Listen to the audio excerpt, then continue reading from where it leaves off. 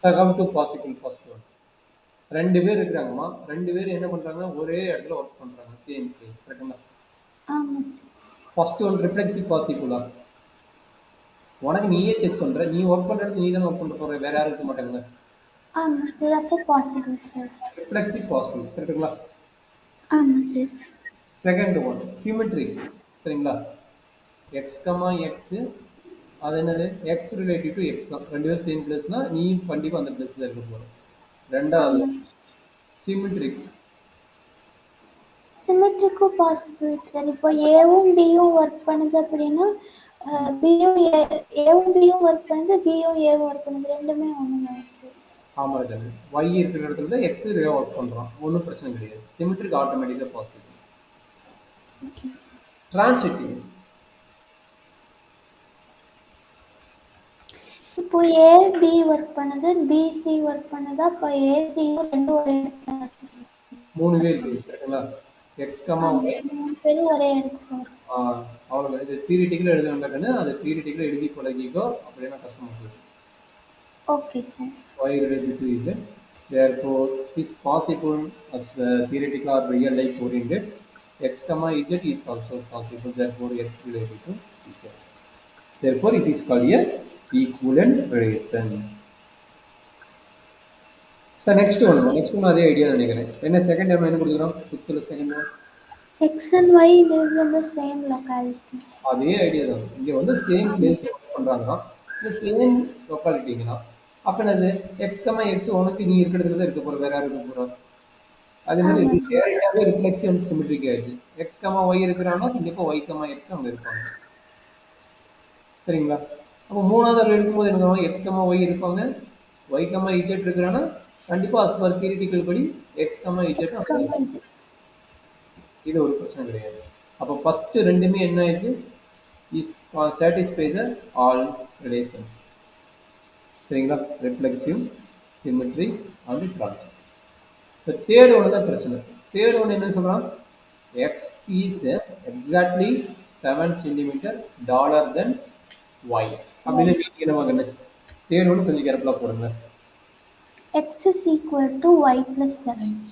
Super. X is equal to Y plus 7 dollar then dollar. சரிங்களா? அப்போ third அப்போ relation எடுக்கும்போது எப்படி இருக்குங்க, X comma Y such that x is equal to y plus 7. சொல்றாங்க என்னென்ன சாட்டிஸ்ஃபை ஆகும், என்னென்ன சாட்டிஸ்ஃபை ஆகும். ரிஃப்ளெக்சிவா இருக்காது சார். Super, very good. எப்படி? ஏன்னா அவனுக்கு அவனே 7 ஐடி, உன்னை நீயே செக் பண்ற, உன்னை நீயே செக் பண்ணும்போது நீ உனக்கு நீயே பெருசா இருக்கியா, ஒரே ஹைட்டா தான் இருக்க போற. Same idea, very good. Reflexive இருக்காது, கட் பண்ணிக்கலாம். செகண்ட் ஒன் சிமெட்ரிக்கும் இருக்காது சார், ஏன்னா ரெண்டுமே ஈக்குவல் கிடையாது சார். அது 7 மீட்டர் டாலா இருக்கு, குறைஞ்சுதான் இருப்பாங்க. கரெக்டா? ரெண்டுமே ஈக்குவல் கிடையாது. எக்ஸ் கமா ஒய்க்கு ஒய் பிளஸ் 7 வருதுன்னா X equal to, but Y equal என்ன கிடைக்கும், எக்ஸ் மைனஸ் 7 தான் கிடைக்கும். கரெக்டுங்களா? டாலரா இருக்காது, மினிமம் எல்லாம் ஸ்மாலஸ்ட் 7 இருக்கும். சரிங்களா? அது symmetric. Third one transitive.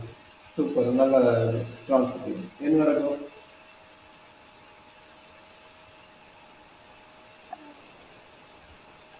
Transitive என்ன நடக்கும், அனலைஸ் பண்ணி போடும் ப்ராக்டிக்கலா. Y equal to and Y equal என்ன கிடைக்கும், இஜெட் பிளஸ். அப்போ எக்ஸ் ஈக்குவல் என்ன கிடைக்கும் செக் பண்ணிட்டு முடிஞ்சிருச்சு. X is equal to Z plus 14 கிடைக்கும் சார். அப்போ ஈக்குவலே கிடையாது சார். மூணு ஈக்குவல் கிடையாதுங்க. அஸ்பார் அந்த 7 சொல்லுங்க, அப்படின்னா பார்த்தீங்கன்னா 7 சென்டிமீட்டர் சொல்லல டாலர் தான் சொல்லியிருந்தாங்கன்னா satisfy X is also dollar then இருக்கலாம். பட் அந்த 7 சென்டிமீட்டர் பர்டிகுலர் சொன்னதுனால இங்கே 14 வருது, அதனால is not satisfy.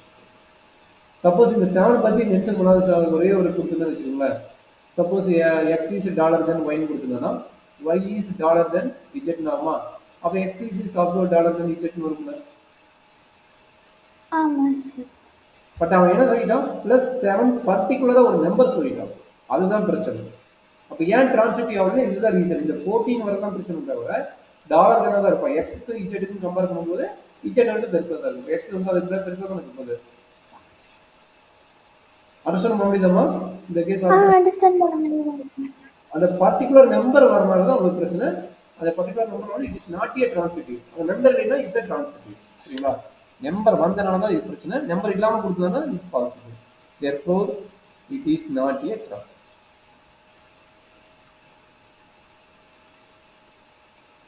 Okay sir. சரி, அடுத்தது என்னடா சொல்லிக்கலாம்? சூப்பரான கொஸ்டின். அடுத்தது T1. அது பாசிபிளா ரியல் லைஃப் ஓரியன்டட். அது எப்படி பாசிபிள்னு தெரியல, அந்த கொஸ்டின் கேட்கிறேன். சொல்றாங்க. X is x, y, x is wife of y. First one reflex கிடைக்குமா? கிடைக்காது சார். சரி, வெரி குட். எக்ஸ்க்கு ஃபர்ஸ்ட் ரிஃப்ளெக்ஸ் கிடைக்காது. ரெண்டாவது சிமெட்ரிக்கும் கிடைக்காது. அவ்வளோதான், டிரான்சிட்டிக்கும் பாசிபிள் கிடையாது.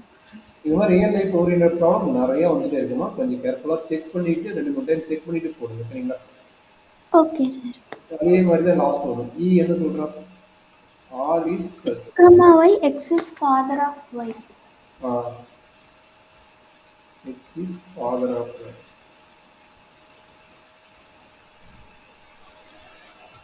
சொல்றாங்க.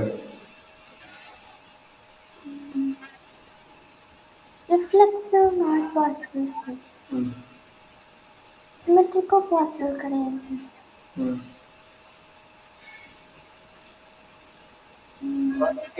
Transitive இப்போ x is father of y னா ரெண்டு சிப்லிங் மாதிரி இருந்தாங்கன்னா அப்படி வருது சார்.